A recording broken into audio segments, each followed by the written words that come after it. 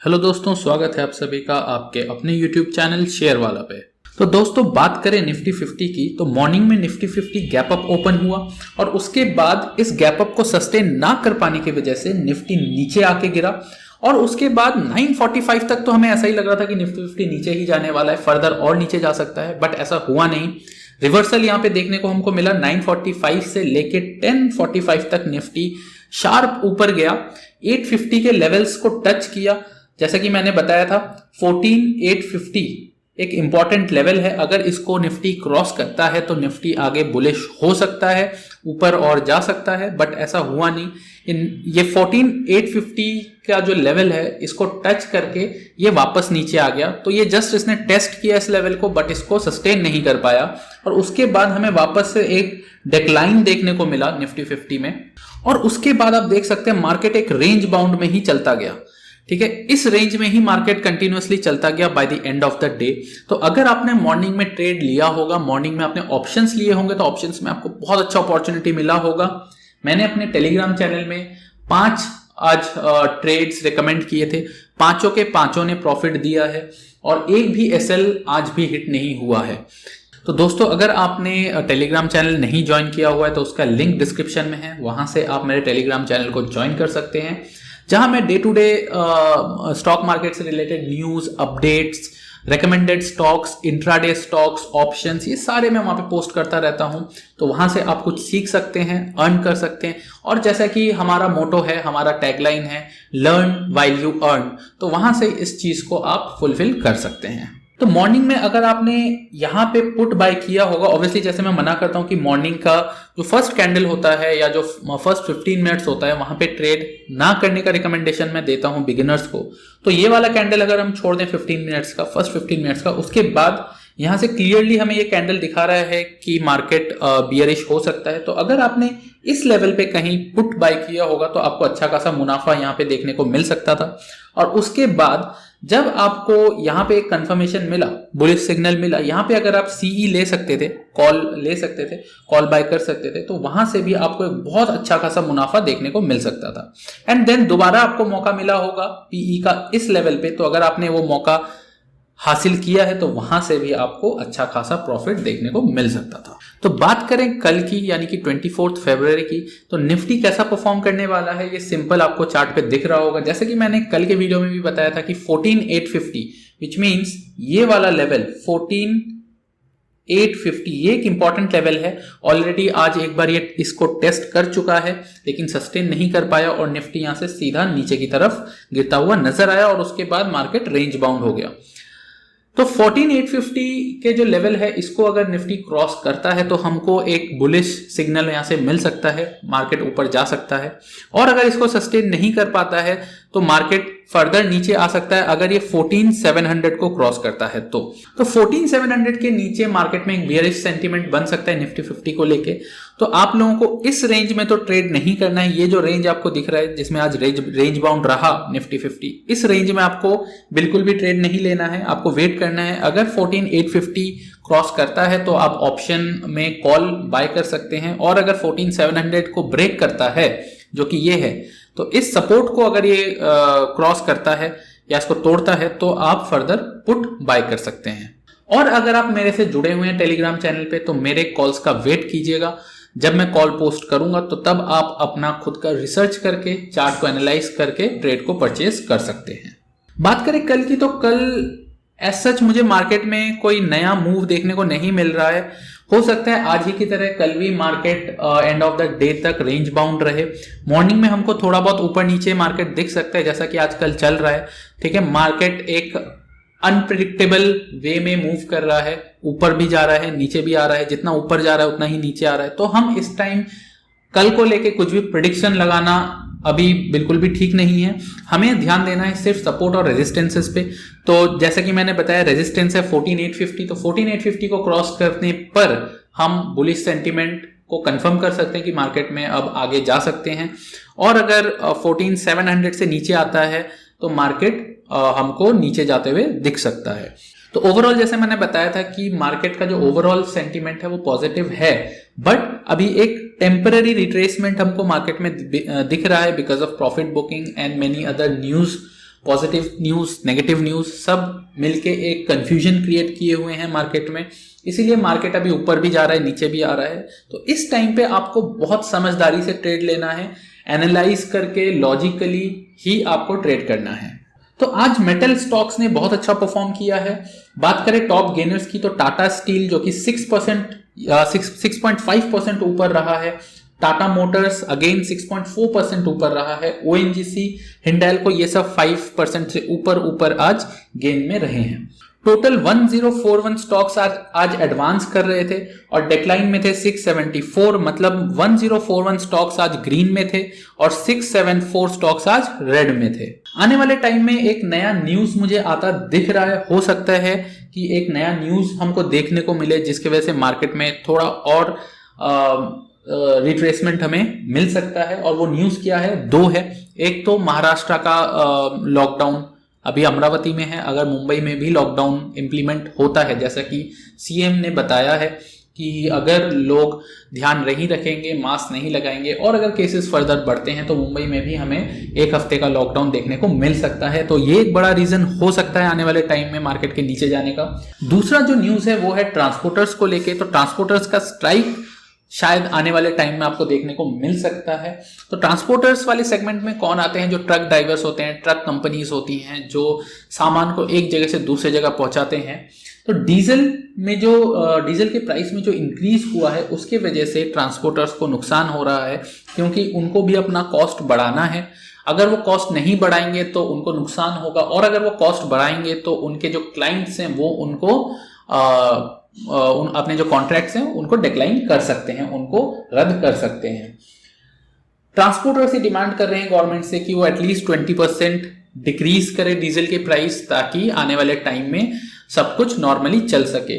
But ऐसा कुछ अभी दिख नहीं रहा है गवर्नमेंट के एंड से कि प्राइसेस डिक्रीज हो सकते हैं। तो इस चीज को लेके आने वाले टाइम में अगर रिजॉल्व नहीं होता है तो आपको एक ट्रांसपोर्टर्स का स्ट्राइक देखने को मिल सकता है। और जैसा कि आपको पता है कि अगर ट्रांसपोर्टेशन सिस्टम रुक जाए कुछ टाइम के लिए, स्ट्राइक अगर होता है, ट्रक्स चलनी बंद हो जाएं, तो जो गुड्स हैं, वेजिटेबल्स, रॉ मटेरियल्स, ये सारी चीज़ें एक जगह से दूसरी जगह जानी बंद हो जाएंगी और इस वजह से मार्केट में भी हमें इसका असर देखने को मिल सकता है।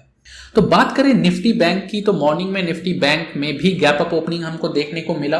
बट निफ्टी बैंक के चार्ट में अगर हम देखें तो मार्केट उसको सस्टेन नहीं कर पाया और निफ्टी बैंक नीचे आता हुआ हमको नजर आया। 945 के बाद हमको थोड़ा सा बुलिश सिग्नल यहाँ पे मिला और हमें लगा कि शायद निफ्टी बैंक आज ऊपर जा सकता है।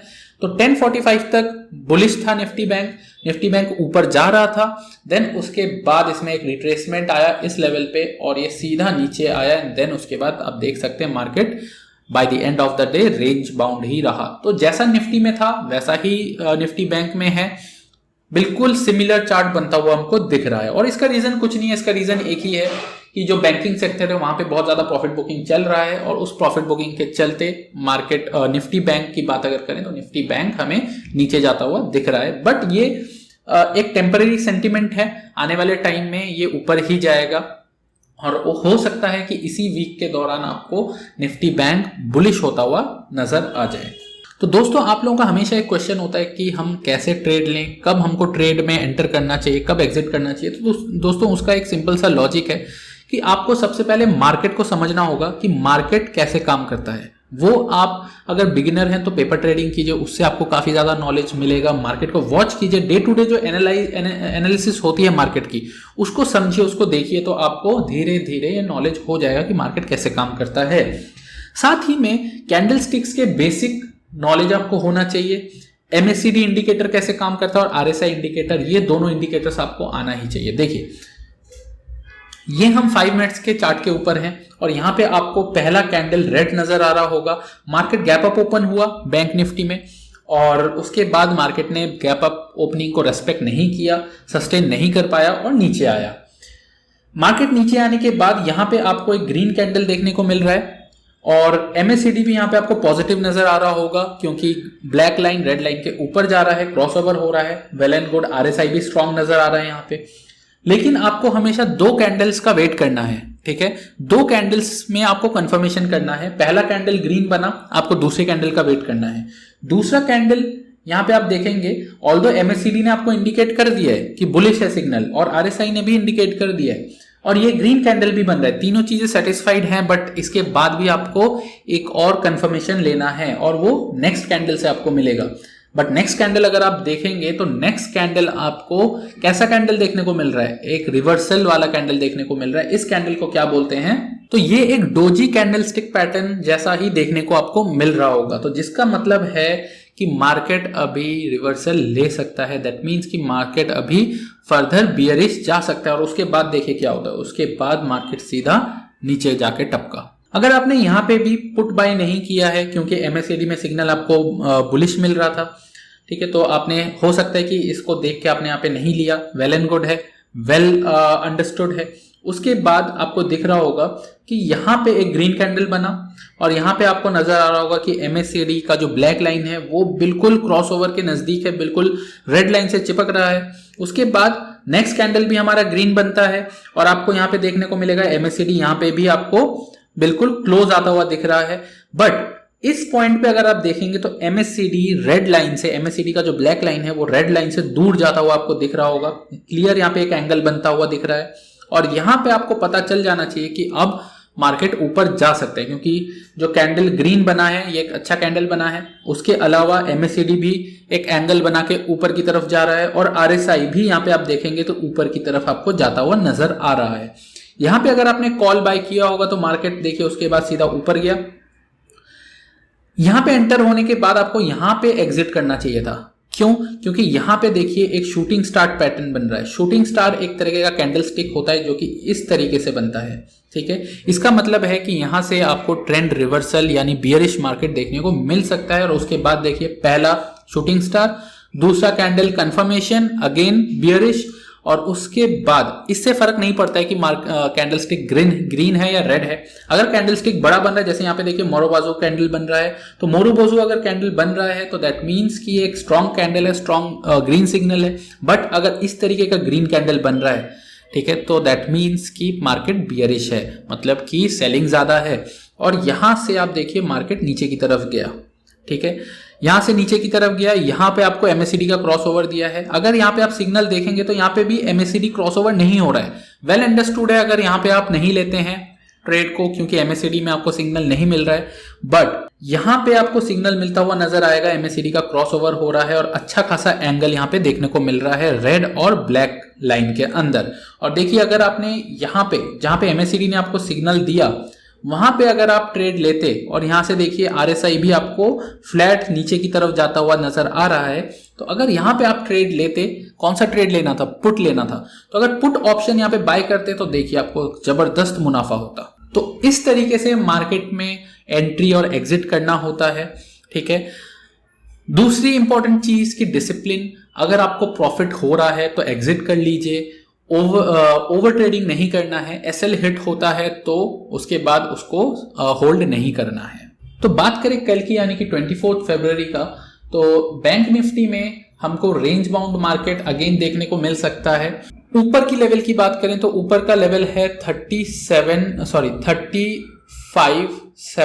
इंट्राडे पे या 35,750। अगर इस लेवल को क्रॉस करता है तो मार्केट आपको फर्दर ऊपर जाता हुआ दिख सकता है। और नीचे का जो सपोर्ट है वो कहीं हमको 35,000 पे देखने को मिल रहा है। तो अगर ये इस लेवल को तोड़ता है तो मार्केट फर्दर जबरदस्त नीचे जा सकता है। तो आते हैं आज के कॉल्स पे जो मैंने टेलीग्राम चैनल में रेकमेंड किया था मॉर्निंग में।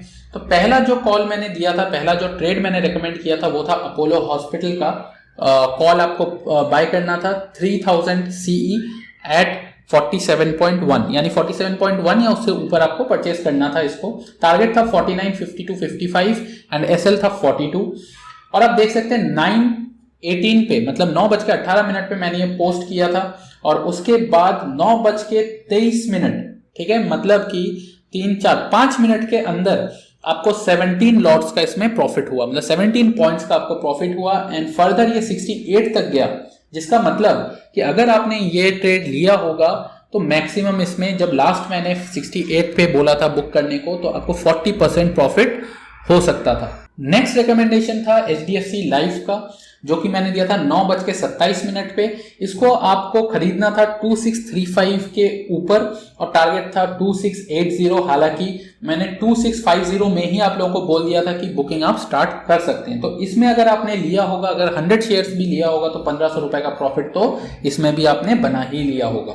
नेक्स्ट जो रिकमेंडेशन दिया था, मतलब third recommendation of the day, वो था 9:36 पे, sell Tata motors at 317.5, target was 312, SL was 319। और इसमें आप देख सकते हैं कि ये कहां तक गया, यहां 944 पे मैंने वापस से रिपोस्ट किया और बताया कि if not book then start booking profit 314.5 पे। तो इसमें आपको 3 पॉइंट का मुनाफा हुआ होगा अगर आपने इस पॉइंट पे एग्जिट किया होगा। तो अगर आपने 300 शेयर भी लिए होंगे तो भी 900 रुपए का प्रॉफिट तो इसमें भी आपको मिल सकता था। नेक्स्ट आज का जो ऑप्शन का रिकमेंडेशन था वो मैंने सबसे पहले 10:07 पे दिया था, मतलब 10:07 पे दिया था। मैंने बोला था निफ्टी का 15,000 CE आपको परचेस करना था 1821 के लेवल पे, मतलब 18 से 21 के बीच में, टारगेट वॉज 33। तो इसमें आप देख सकते थे, सबसे पहले मैंने यहाँ पे आप लोगों को बोला कि 28 हो चुका है, अब आप बुकिंग स्टार्ट कर सकते हैं। देन उसके बाद ये 33 के लेवल तक गया।